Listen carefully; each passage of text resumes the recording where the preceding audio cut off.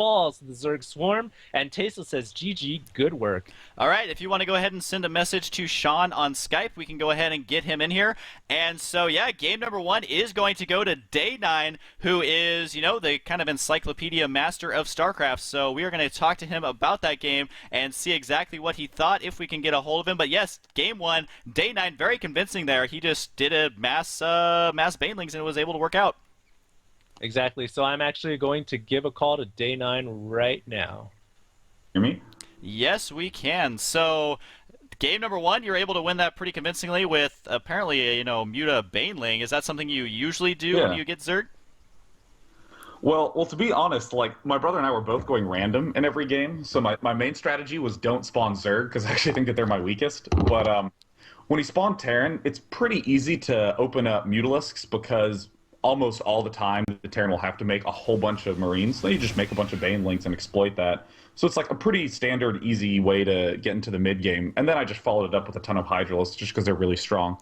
Ideally, I would have gone mass Baneling, but I wanted to win.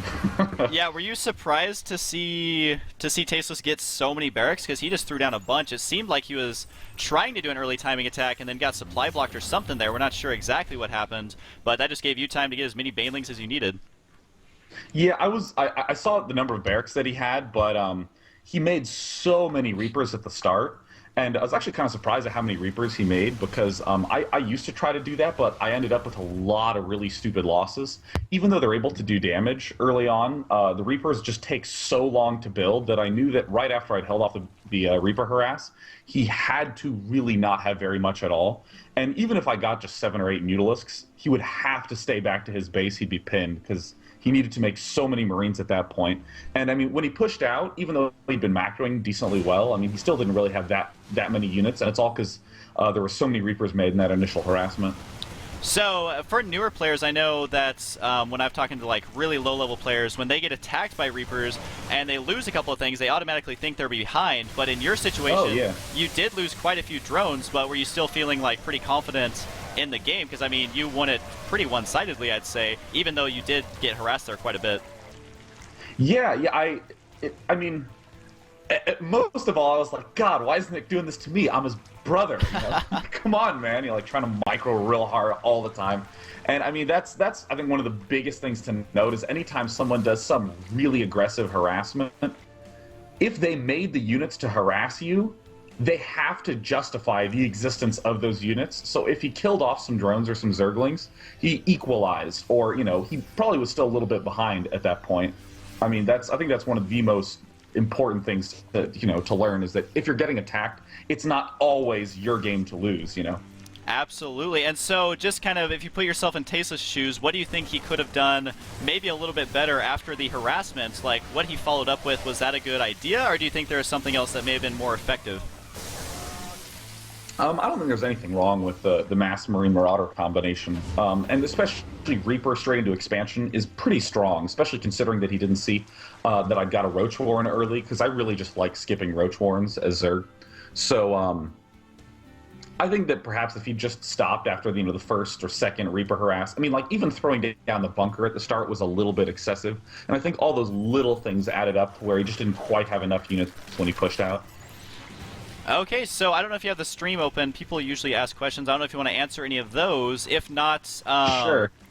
yeah, we just like to. We had Orban here. He was answering a couple of questions, and so then after that, after you answer, one or two, then we'll go ahead and move on to game number 2, which is the map that Tasteless actually got to pick. I'm actually not sure which map he picked. I haven't looked over the replays yet. Blistering Sands. Blistering Sands again. That does seem to be a popular second map, as we had that in the last 2 as well. So game number 2 will be on Blistering Sands, but I'll give you a second if you want to answer a couple of questions, and then we'll move on.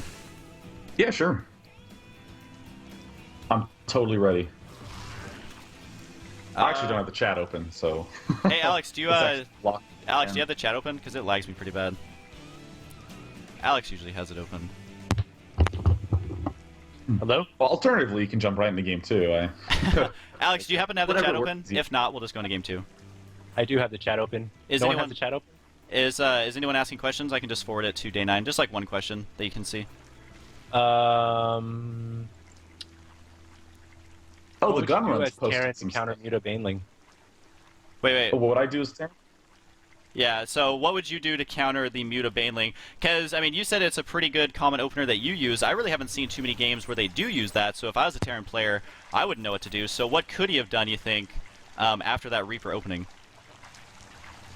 I mean, I definitely think little ways of being slightly more aggressive would be good. I mean, I haven't really played against it much myself, and like I said, Zerg is the race that I have the least experience with. So that's like my big plan for the summer is to crank out a whole bunch of tests in that regard. But I think generally just having slightly better macro, slightly better timing on everything can help a lot. Because I mean, the big key against Banelings is just to pull your Marines back and let all your non-light units take the brunt of the Baneling splash, which is pretty much what Nick did with his Hellions and his Marauders. So most of his Marines ended up living in the end, and if he had just had an extra 12 or so Marines, which isn't, inconceivable, if he just, macroed slightly better, then he probably wouldn't be able to seize control in the mid game. I think it's really important anytime you're struggling against something, not to try to find some big gimmicky thing like, oh, I just need to get 4 factories and make mass Hellions out of all of them, just to say, I need to do everything a little bit better, and even if I've made all those little adjustments and I can't win, only then should I try to switch to something drastically different. All right, words of wisdom there from Day 9. So we are going to go ahead and move on to game number 2, and we will get a little post-game analysis again from Sean. So thanks for stopping by, Sean, putting your word in, and Sure. we will see you at the end of game 2. Good luck, have fun.